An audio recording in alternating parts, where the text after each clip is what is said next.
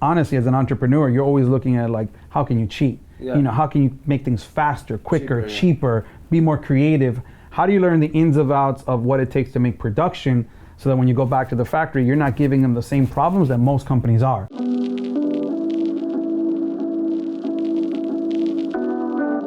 What's up, everyone? I have a very special guest today, my really close friend for a long time, Sneakers Steve. Thank you for having me on the show about something. My name is Sneaker Steve Patino. I've been in the footwear and fashion industry for now 22 years.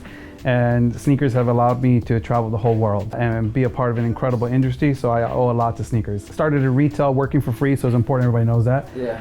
Then that led me to consult for White & Ketty and Jordan, then became the first global director of DC Shoes, which was part of the growth from $90 to $600 million. And then from there was the president of Andrew Dome, luxury brand made in Italy, Portugal, and of course, as you know, I lived in China as well. Yeah, and that's what we're here to talk about today. So I always, when young people come to me and they're like, how should I learn manufacturing? How do I understand how to make product? I always say, you got to move to China. And really, because you did it. Because I used to think about it, and I meet people in China. Like I have Brazilian friends in China, Lebanese friends in China, and they would tell me, yeah, we just packed up and left, and this is how we learned the business. And it is night and day if you don't make that commitment. Yeah, you know, for me, it was a couple of things. It was like, I started when I was at DC Shoes, we used to manufacture in Korea. And then really quickly, I just got fascinated by just Asian culture. When we started Andrew Dome, for us, it was right after the recession hit. So we were just looking at like, okay, how do we make sure that our product is made the best possible? And as you know, in fashion, you go to China, everything's amazing, you get things done, you come back, and then you sit and you wait. You're like, shit, like what, you know? You're like, wow, what's going on? So then what I said to myself, and I remember, you know, telling Javier, I was like, I'm gonna stay. And he thought I was crazy. And then of course I asked my close group of friends, and I thought they were gonna be like, you're bugging. And they're all like, hell yeah, Steve, you're gonna kill it, you're amazing, And I'm like, oh shit, I'm really gonna move to China. And within we started the company in July. By October, I was already living full-time in China. And why Guangzhou? Because Guangzhou is where we had access to one factory. Got it. And what year was that? That was 2008. So who'd you go with? How did it happen? Like explain how do you find a place to live? What did you do? Yeah, so it literally came through, Javier knew somebody who had access to a factory. That factory had a place. One of my other business partners knew a guy from Hong Kong through like they just had an apartment. And we didn't know because we're going literally to China not knowing anything. We stayed an hour and a half away from the factory. Oh, wow. It was out there. It was pretty nice where it was at, but it was very rural. It's like in LA, like let's say the factory's in LA, but you live in Chino Hills. And you have to go to Chino Hills every day and then come back to LA to work. Day and night. And then so what happened? So you find a place to live immediately? The factory owner sets you up? No, we rented a room, we shared it, and then little by little from that place, we moved to another less place, but closer, but at least we didn't have to travel as far. And then as we built the company, then we got to a better place. So then eventually I lived right by the Ritz, but that took years. And how long, what was your whole timeline there? Between that and the Ritz was probably 4 years. So were you in China for 4 years? Yeah, 4.5. And did you just stay in Guangzhou? What did you do on it? Yeah, I would just stay in Guangzhou, and then for the purpose of like the kids asking, the reason why I was there was because one, when you're in China, everything's about guangxi, and guangxi means friendship and rapport. And for the Chinese in Asia, it's more important to be a friend than business. So they'll do anything for you if you're their friend. Exactly. I mean, the main reason why we go to China to this day is to go drink whiskey with the factory owner, cheers, and make him feel comfortable that, hey, we're going to be around for a while. You don't go, yeah, sure, there's a little bit of work, development, stuff like that, but our purpose, like we weren't there developing product. We're going there to like beg for credit. Well, I mean, that's it. You nailed it. So imagine if the president of the company lives there and is there with them at the factory and is there because they work 7 days a week in China. So if you're there with them 7 days a week, they're gonna trust you. And back then we didn't have credit. Yeah. So for us to get POs of $50, $100, $250,000, even higher a month, we needed to be there with them to say, hey, look, I'm not going anywhere. Help me, please. And that literally helped us. Like when we got our first Finish Line order, which was massive, that was a big part of the help. And then, did you know manufacturing shoes? Like, I mean, I knew you knew product development, but like, did you know how to, like, what did you go there and learn? All that, no. So no, I didn't know. I knew the process, of course, because at DC, but at DC is a huge company, so you have the developers, you have the factory. We were more there with a team that helped you develop, right, and conceptualize.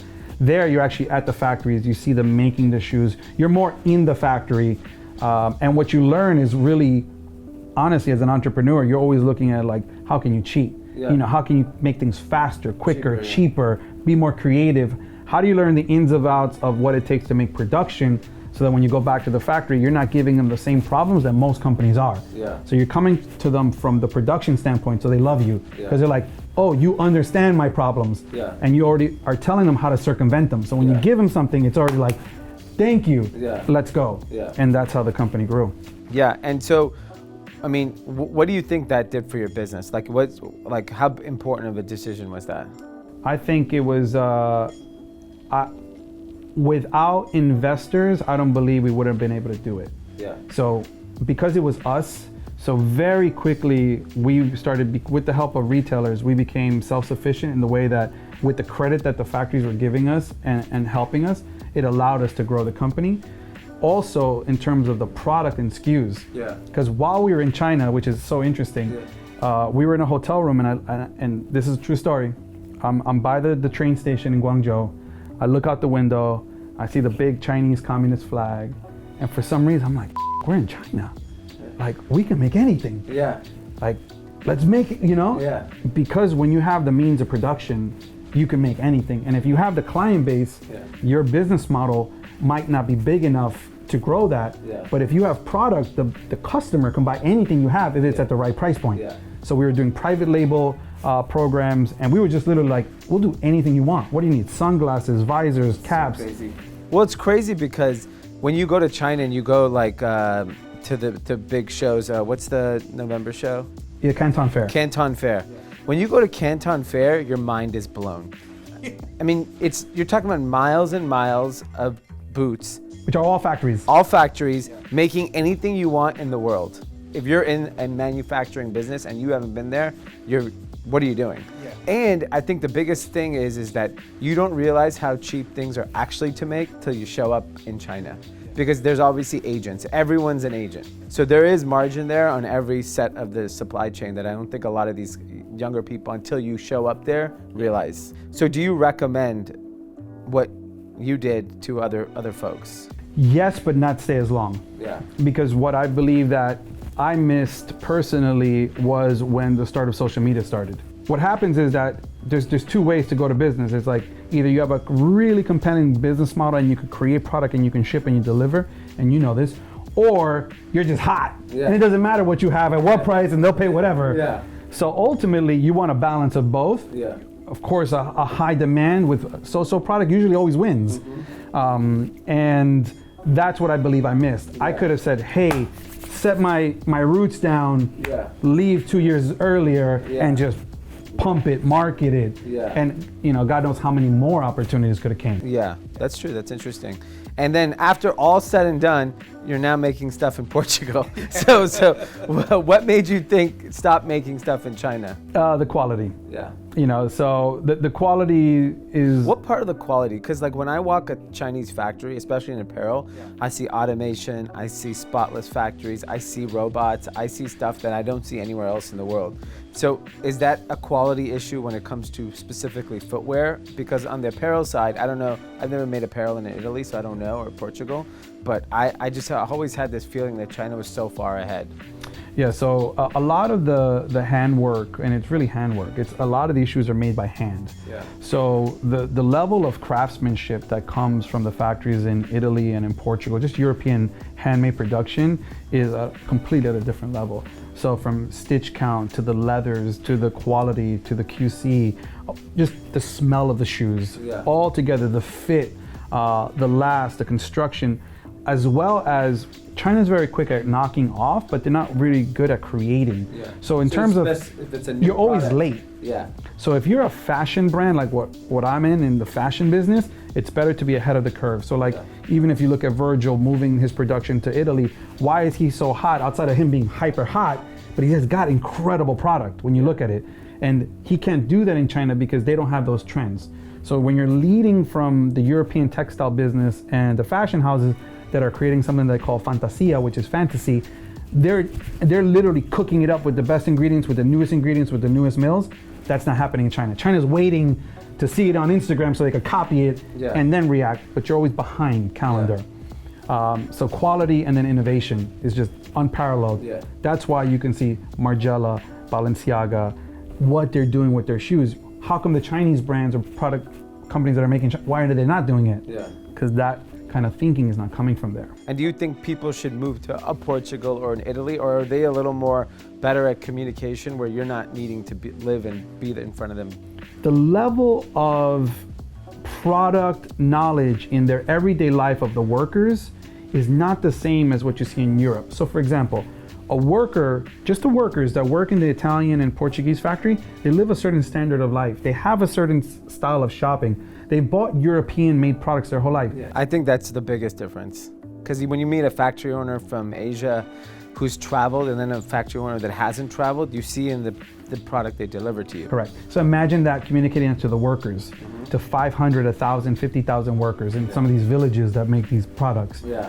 They have no reference. So when you're like, I want to do this beautiful stitch, they're like, this is I've never seen this. They've never seen that. Yeah. I mean, you've only seen marble till you've seen marble. You know what I mean? That's what happens when you go to Europe. So literally where we produce our goods in Portugal and in Italy are paintings on the literally like mountain tops, rolling hills of the most beautiful landscapes you've ever seen. And your sneaker line will be 100% Portugal. Correct.